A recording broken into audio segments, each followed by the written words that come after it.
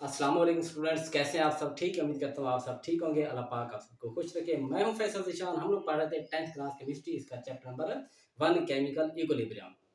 इससे पहले हमारे तकरीबन इस चैप्टर के 5 लेक्चर हो चुके हैं। आज हमारा लेक्चर नंबर 6 है, जिसमें आज हम पढ़ने वाले हैं इसको derivation of the expression for equilibrium constant for general reaction. इससे पहले वाला जो हमारा लेक्चर था, लेक्चर नंबर 5, उसमें हमने लॉ ऑफ मास एक्शन को डिटेल के साथ देखा था, जिसमें हमने एक रिएक्शन के लिए इक्विलिब्रियम कांस्टेंट की एक्सप्रेशन को निकाला था।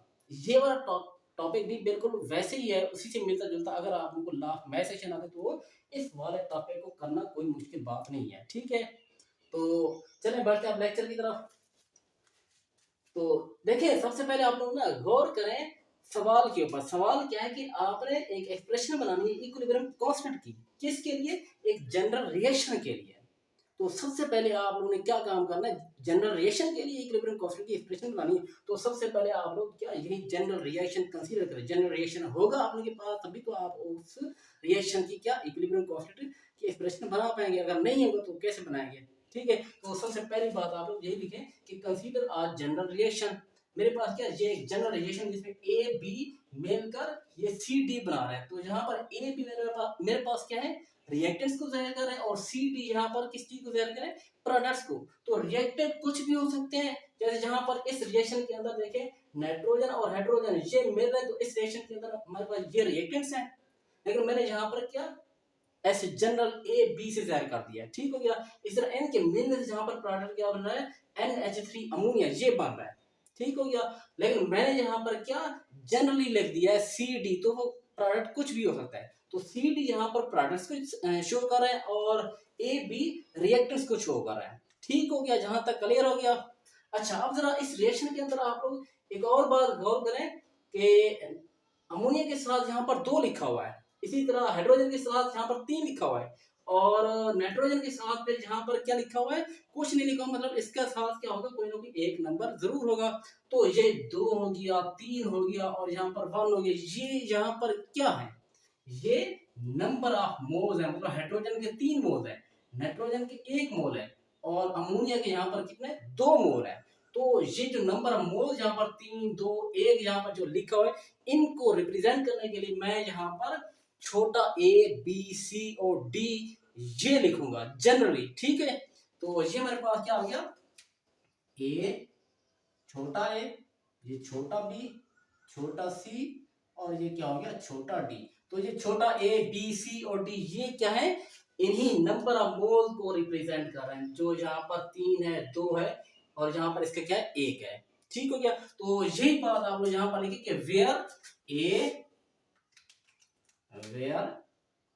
ए बी सी एंड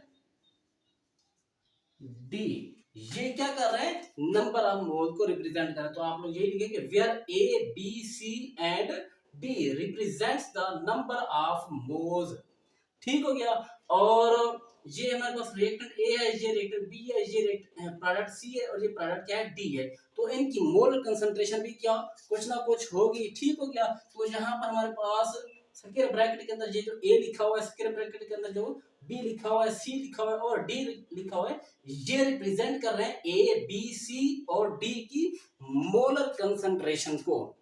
तो आप अगली बात यही लिखें कि A B C and D represents the molar concentration of A, B, C and D, ठीक हो गया। यहां तक क्लियर है।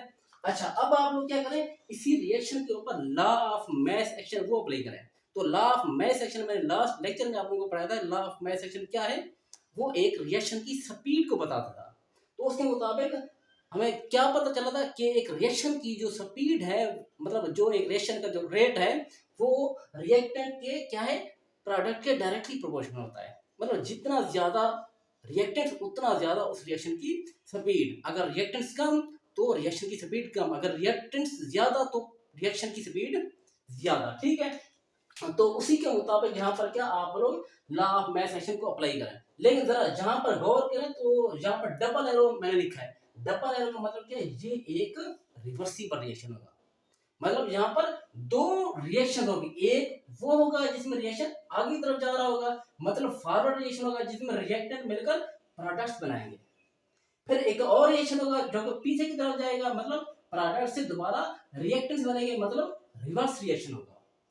तो पहले आप फॉरवर्ड रिएक्शन का रेट निकालें, फिर आप रिवर्स रिएक्शन का रेट निकालें, अलग अलग फॉरवर्ड और रिवर्स रिएक्शन का आप लोग क्या करें, रेट निकालें। तो सबसे पहले आप लोग क्या करें, फॉर फॉरवर्ड रिएक्शन पहले आप लोग according to law of mass action, ठीक है, पहले आप लोग फॉरवर्ड रिएक्शन का रेट निकालें। For forward reaction rate of forward reaction, तो मैंने क्या बताया, रिएक्टेंट के प्रोडक्ट के डायरेक्टली प्रोपोर्शनल होता है, ठीक हो गया, जो एक रेशियो की रेट होता है, जो रिएक्शन का रेट होता है, ठीक है। तो आप उसके मुताबिक rate of forward reaction is directly proportional किसके, तो यहाँ पर रिएक्टेंस हमारे पास क्या है, ए बी है ना, तो ए बी की मोल कंसंट्रेशन, मतलब जितना ज्यादा रिएक्टेंस होगा उतना ज्यादा हमारे पास उस फॉरवर्ड रिएक्शन का रेट, मतलब स्पीड होगी। तो ये आ गया हमारे पास ए बी की मोल कंसंट्रेशन। अच्छा, अब जरा यहाँ पर देखें तो हमारे पास साथ में इनके नंबर मोल भी तो लिखे हुए हैं, छोटा ए छोटा बी, तो इनको हम यहाँ पर कैसे अप्लाई करेंगे, तो ये जो हमारे पास नंबर ऑफ मोल्स है जी, जहां पर इसकी क्या पावर में आ जाएंगे, ये छोटा ए ये छोटा बी बन जाएगा। क्लियर हो गया, बाकी वैसे के वैसे, लेकिन ये जो नंबर ऑफ मोल्स है ये इनकी पावर बन जाएंगे। क्लियर है। अच्छा, इसके बाद ये हमारे पास क्या प्रोपोर्शनलिटी साइन है, जब भी हम प्रोपोर्शनलिटी साइन को खत्म करते हैं, बराबर का निशान लगाते हैं, तो हम क्या कोई ना कोई कांस्टेंट लगाते हैं। तो जब मैं इस साइन को खत्म करूंगा, बराबर का निशान लगाऊंगा, तो मैं एक कांस्टेंट के एफ लिखूंगा, ठीक है। बाकी वैसे का वैसे, ये हमारे पास क्या मोलर कंसंट्रेशन ऑफ ए, ये मोलर कंसंट्रेशन ऑफ बी, और ऊपर हमारे पास क्या ये जो नंबर मोल लिखे हुए हैं ए और बी, ये वैसे के वैसे ए और ये बी हो गया, ठीक है। तो रेट ऑफ फॉरवर्ड रिएक्शन हमारे पास क्या गया, K F into mole concentration of A इसकी power A, mole concentration of B इसकी पावर बी। और यहां पर हमारे पास ये जो के एफ है, के एफ क्या है, के एफ है हमारे पास proportionality constant for forward reaction, क्योंकि ये हमने जो रेट निकाला है फॉरवर्ड रिएक्शन के लिए निकाला ना, तो यहाँ पर हमारे पास ये जो के एफ है, जो हमने प्रोपोर्शनलिटी साइन को खत्म करने के बाद जो हमारे पास ये हमने जो कांस्टेंट लगाया, तो ये हमारे पास क्या है, proportionality constant for forward reaction, ठीक हो गया, क्लियर है। तो यही बात लिखें कि where K F is equal to proportionality constant for forward reaction. अच्छा, ये तो आ गया, अब आप लोगों के पास क्या फॉरवर्ड रिएक्शन के लिए, अब आप लोग क्या करें, रिवर्स रिएक्शन के लिए रेट निकालें, मतलब जब रिएक्शन क्या पीछे की तरफ जाएगा, प्रोडक्ट से रिएक्टेंट बनेंगे, मतलब रिवर्स रिएक्शन जब होगा, तो उसका आप लोग क्या करें, रेट निकालें। तो हेडिंग दे फॉर रिवर्स रिएक्शन, तो for reverse reaction rate of reverse reaction, वही बात कि एक रिएक्शन का जो रेट होता है वो क्या होता है, रिएक्टेंट प्रोडक्ट की क्या डायरेक्टली प्रोपोर्शनल होता है। तो अब जब रिएक्शन पीछे की तरफ जाएगा, तो वैसे तो ये क्या है, प्रोडक्ट्स हैं, लेकिन जब रिएक्शन पीछे की तरफ जाएगा, तो यहाँ पर ये प्रोडक्ट्स एज अ रिएक्टेंट के तौर पर काम कर रहे होंगे, ठीक हो गया। तो यहाँ पर हमारे पास क्या सी डी, तो इनके प्रोडक्ट के क्या होगा, डायरेक्टली प्रोपोर्शनल होगा ये रिवर्स रिएक्शन का रेट, ठीक हो गया।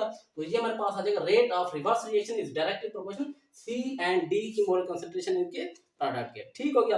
अच्छा, अब जरा यहाँ पर देखिए हमारे पास क्या साथ में छोटा सी और छोटा डी भी तो लिखा हुआ है, ये किस चीज को दर्ज है, नंबर ऑफ मोल को। तो इनको हम यहाँ पर कैसे लागू करेंगे, कैसे लिखेंगे, वैसे जहाँ पर जैसे हमने जहाँ पर लिखा था, ठीक है।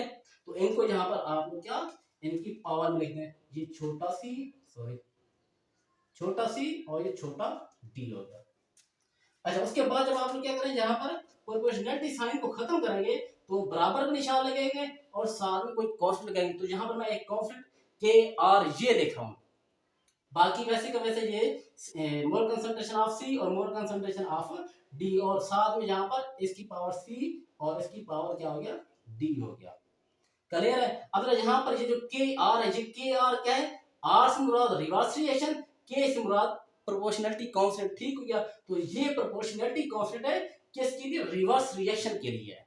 तो आप यही बात लिखे, वेयर के आर इज इक्वल, हमारे पास क्या आता है, proportionality constant for reverse reaction, clear हो गया। आपने क्या फॉरवर्ड रिएक्शन के लिए भी निकाल लिया, आपने रिवर्स रिएक्शन के लिए भी रेट निकाल लिया।